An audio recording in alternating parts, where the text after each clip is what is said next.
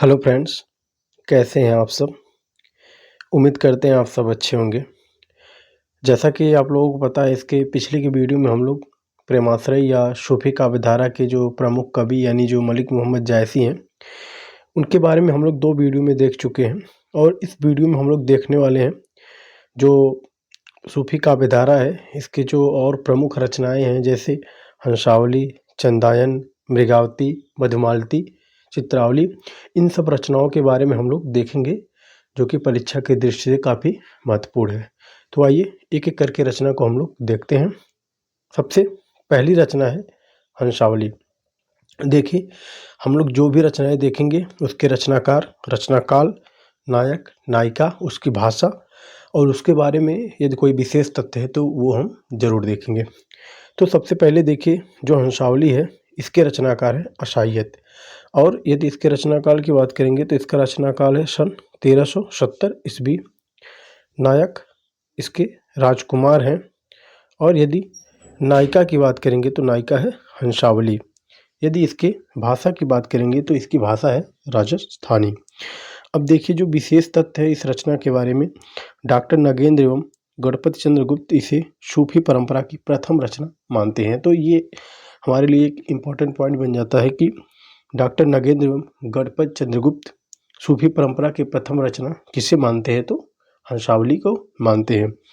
देखिए, ये जो हंसावली थी, इस रचना में हम इसका कथानक संक्षेप में आपको बताते हैं। इसमें एक हंसावली जो है, जो या इसकी नायिका थी, वह पूर्व जन्म में पक्षिणी थी और वह जंगल में अंडे देती है और जंगल में आग लग जाती है। जब आग लग जाती है तो जो नर पक्षी था उसके द्वारा अंडों को बचाने का कोई भी प्रयास नहीं किया जाता है और जो अंडे हैं उसके वो जलकर नष्ट हो जाते हैं। और जो अगला जन्म जब पाती है पक्षिणी यानी पक्षिणी का, तो उसी का जो हंसावली के रूप में अवतरित होता है वही। तो इस तरह की ये कहानी है। अब हम लोग आगे देखेंगे अगली रचना जो है चंदायन। अब देखिए, जो चंदायन रचना है इसके रचनाकार हैं मुल्ला दाऊद, यानी इस रचना के रचनाकार हैं मुल्ला दाऊद। रचनाकाल की बात करेंगे तो इसका रचनाकाल है 1379 ईस्वी। यदि नायक की बात करेंगे तो इसके नायक हैं लोरिक देव। तो और जो नायिका है वो है चंदा है।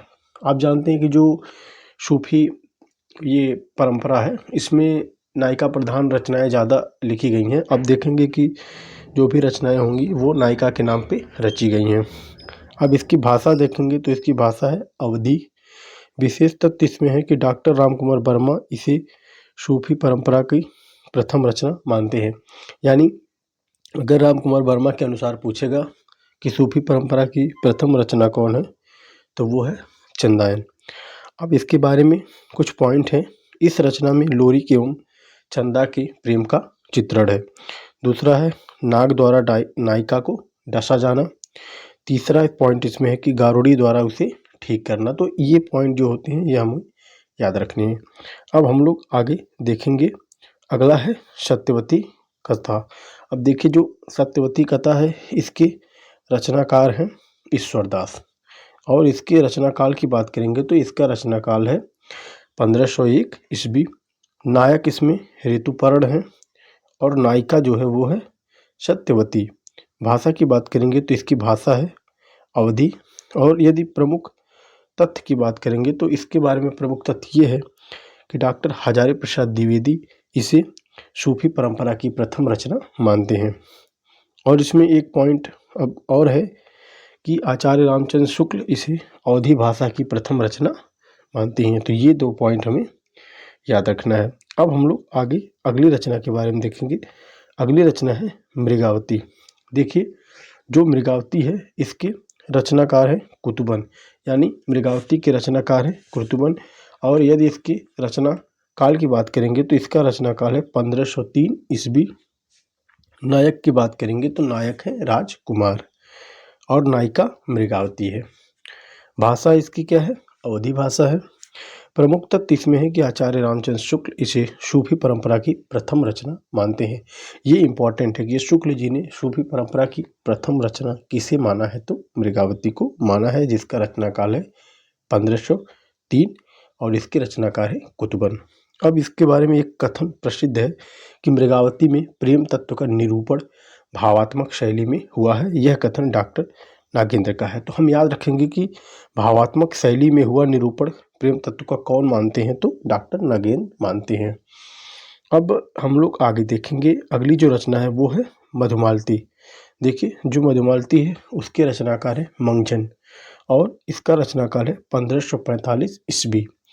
नायक की बात करेंगे तो नायक है इसका मनोहर और नायिका है मधुमालती।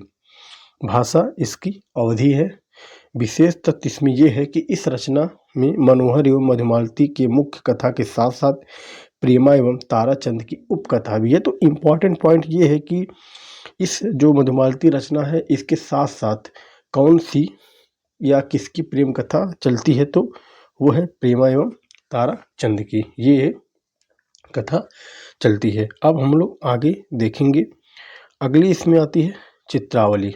जो चित्रावली है वो उसके रचनाकार की बात करेंगे तो उसके रचनाकार हैं चित्रावली के उस्मान और रचनाकाल की बात करेंगे तो 1613 ईस्वी। यदि नायक की बात करेंगे तो इसके नायक हैं सुजान, नायिका है चित्रावली।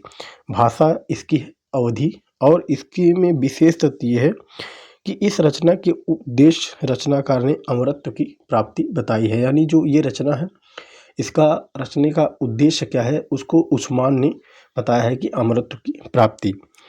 अगला पॉइंट इसमें है कि 7 चौपाई के बाद एक दोहा का प्रयोग हुआ है। देखिए, जो रचनाएं लिखी जाती हैं उसमें कई तरह के छंदों का प्रयोग होता है। आप जानते हैं जो कड़वक कहते हैं, कड़वक में यही होता है कि जैसे 7 चौपाई के बाद एक दोहा, फिर जो है 8 चौपाई के बाद एक दोहा, इस तरह की जो रचनाएं रची जाती हैं तो वो उसको कड़वक बोलते हैं।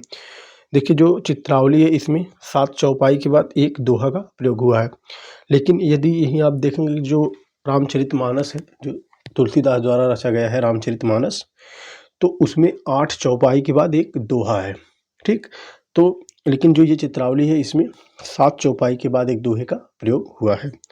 तो अब इसके बारे में एक चीज़ और जान लीजिए कि जो उस्मान है उन्होंने कहा था कि उस्मान ने अपनी रचना को अन्य सूफी रचनाओं से श्रेष्ठ बताते हुए रचनाकारों को इससे श्रेष्ठ रचना लिखने की चुनौती देते हुए उस्मान ने ये कहा था कि जाकी बुद्धि होई अधिकाई आन कथाएं कहे बनाई। तो ये पंक्तियाँ इंपॉर्टेंट हैं, ठीक है, तो आप इसे याद रखेंगे। अब हम लोग आगे देखेंगे, इंद्रावती के बारे में। देखिए, जो इंद्रावती रचना है ये है नूर मोहम्मद की। रचनाकाल इसका है 1744 ईस्वी। नायक इसमें राजकुमार और नायिका है इंद्रावती। भाषा की बात करेंगे तो भाषा इसकी क्या है, अवधी है। विशेष तथ्य में देखेंगे कि आचार्य रामचंद्र शुक्ल जी इसे सूफी परंपरा की अंतिम रचना मानते हैं। तो ये इंपॉर्टेंट पॉइंट बन जाता है कि शुक्ल जी ने सूफी परंपरा की अंतिम रचना किसे माने हैं, तो इंद्रावती को माने हैं, जिसके रचनाकार हैं नूर मोहम्मद। रचनाकाल है 1744 ईस्वी। अब हम लोग आगे देखेंगे, अनुराग बासुरी। जो अनुराग बासुरी है इसके भी रचनाकार हैं नूर मोहम्मद। लेकिन जो अनुराग बासुरी है इसका रचनाकाल है 1764 ईस्वी। यदि नायक की बात करेंगे तो इसमें नायक है अंतःकरण। नायिका की बात करेंगे तो नायिका है सर्वमंगला। यदि विशेष तथ्य की बात करेंगे तो शुक्ल जी इस रचना से प्रेमाख्या काव्यों की समाप्ति मानते हैं। यानी प्रश्न अगर ये पूछेगा कि शुक्ल जी ने प्रेमाख्या काव्यों की समाप्ति किस रचना से माना है, तो अनुराग बासुरी से माने हैं, जो कि रचना है वो नूर मोहम्मद की। देखिए, ये चीज़ तो हो गई, लेकिन एक चीज़ हम इसमें कराना भूल गए हैं। वो अगर आप वीडियो को देखकर, यानी जो रचनाएं इसमें प्रमुख रचनाएं हैं उसको क्रम से लगाने वाला चीज़ सीक्वेंस मैं भूल गया हूँ। तो आप वीडियो को देखकर उसका रचनाकाल लिख के और उसको सीक्वेंस में कर लेंगे। जैसे देखिए, सबसे पहले मैं आपको प्रमुख 5 रचना बता रहा हूँ, वही प्रश्न कई बार आया है। जैसे आपको हंसावली, सबसे पहले हंसावली आती है 1370 में, उसके बाद चंदायन 1379 में, उसके बाद मृगावती 1503, फिर पद्मावत 1540, मधुमालती 1545 और जो चित्रावली है 1613। तो ये 5 रचनाएं जो क्रम से हैं, इसे आप देख कर एक जगह नोट डाउन करके आप लिख लीजिएगा, यहाँ से प्रश्न बनते हैं। अगर कभी मैं जो है रचनाओं के जो क्रम से कराऊँगा तो वहाँ पे मैं एक अलग वीडियो में इसके बारे में भी बना दूँगा, लेकिन अभी के लिए आप यहाँ से देख के बना लीजिएगा। तो वीडियो देखने के लिए बहुत-बहुत धन्यवाद। मिलते हैं किसी नेक्स्ट वीडियो में। Thank you.